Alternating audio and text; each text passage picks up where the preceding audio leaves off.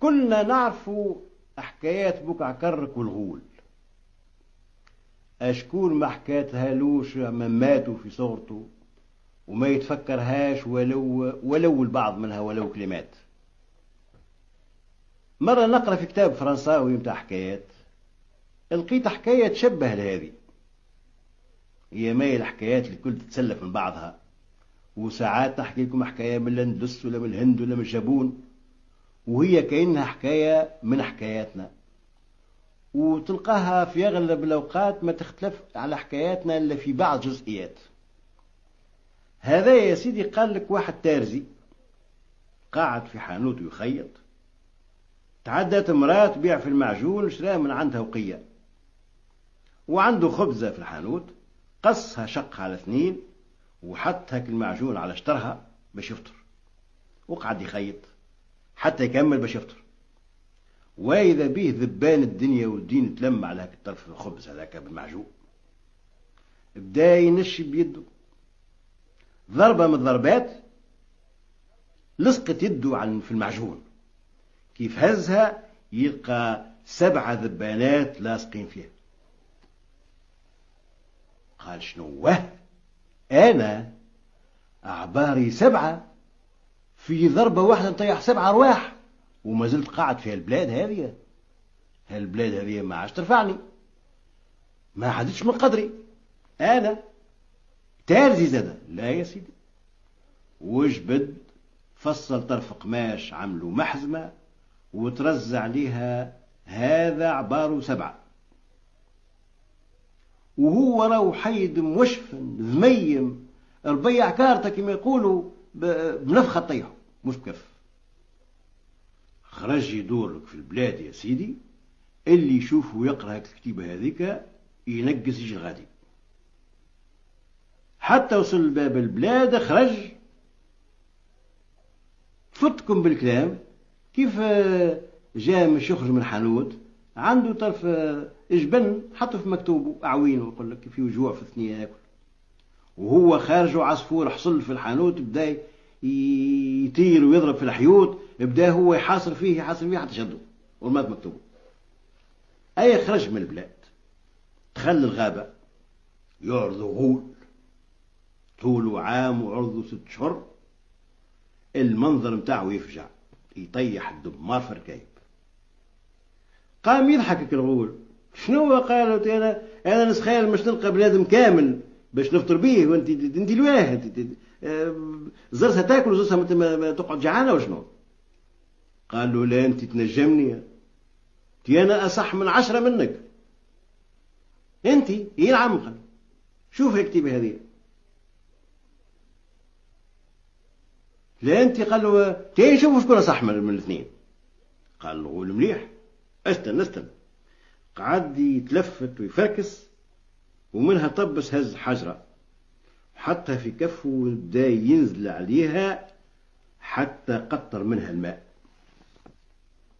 قال له نجم تعمل هكا انت يا؟ قال له ماذا لا يا اخي، تخيلني ولد المرأة ما تحقرش راهو. وخرج هك الطرف الجبن اللي في مكتوبه وطبس عمل نفسه هز حجرة ونزل على هك الطرف الجبن هذاك حتى نبع منه الحليب. قال له أنا الحجرة مش نخرج منها الماء برك، أما الحليب حليب أمها نخرجه.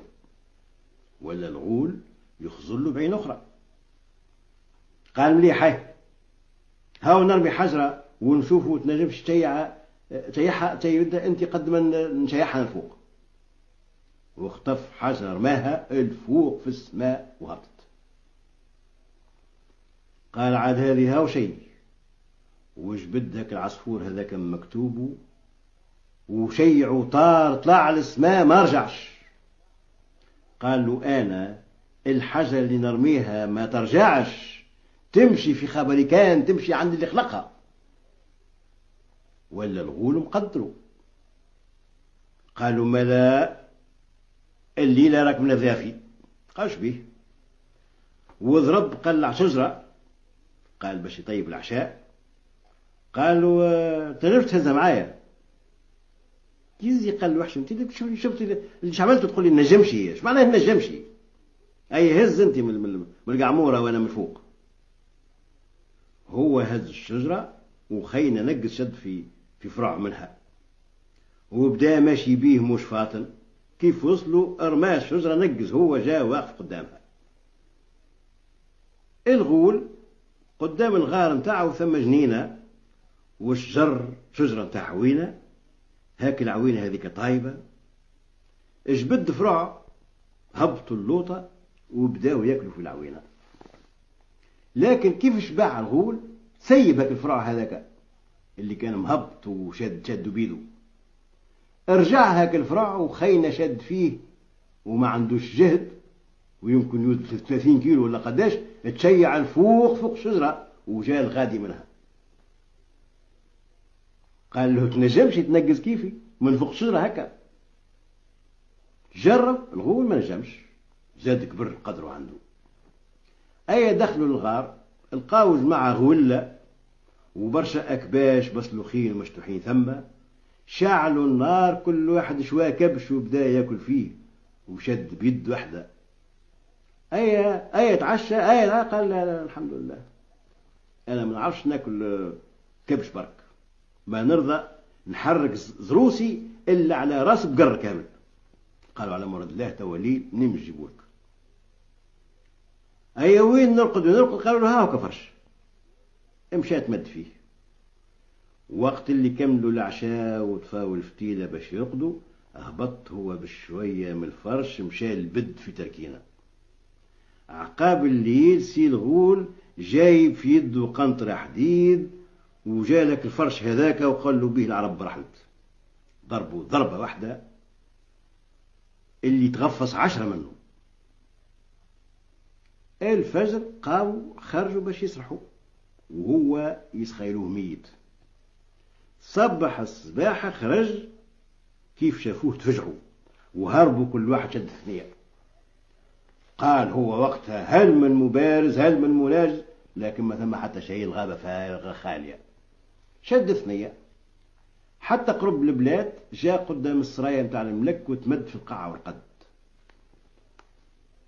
فسيان العسى شافوا قال شنوه شكون اللي ما يحشمش هذا جاي يراقد قدام السرايا متاع سيدنا، برا يا عسكري تشد اعطيه وحدات وطردوا. مشالوا العسكري هو طبس عليه ويشوف الكتيبة هذيك في المحكمة متاعه، أهرب يجري يرجع للفسيان قال له هذا يا عباره 7 أنا النجمه. كيفاش عباره 7؟ مشى الفسيان طل قال لا يا سيدي خاطيني. تلمت حظبة من بعيد لبعيد حتى حد ما يخاطر بعمره ويقرب له وهو راقد يجبد فيه كرومبي. الملك خرج للروشن قال شنو هذا؟ شكون هاك الكلب اللي راقد ثم؟ هزوا المشرقة. خرج لذن من واحد لواحد وصل للضابط بتاع العسى قال استنى وطلع له يا سيدي قال له هذايا قال لك عباره 7 ما تقول لي هاي كلام يا ضابط؟ قال له 7 يا سيدي. هي نعم ها هيك مطروزة على المحزم متاعه. قال واحد كيف هذايا احنا ما نسيبوهش، هذايا نرد قايد المحلات نتاعي زعما يرضى. على كل حال اسمع ما تمسوهش، خليه حتى يقوم وحده باكي يتغش ويتمز، شكون يعرف يفنطرش بعد فنطيرة يعمل فينا فارعة. وقعدوا يستناو فيه سيدي حتى فاق، وتقدموا له باحترام وقالوا له يا سيدي راهو سيدنا يسلم عليك كثير من السلام وقال لك تعمل شي مزية تتفضل تطلع تشرب بحذايا قهوة. قال الله يبارك. وتصفوا عساكر العسى ضاربين الصف على وعاطين السلام، وطلع في الدروج كل درجة وقف فيها عسكري بايع. دخل البيت الديوان قام له الملك عرضوا في شطر الثنية، كبوا على بعضهم قعدوا في جنبه، جات القهوة جات المرتبات جات كل شيء. قال له ترضى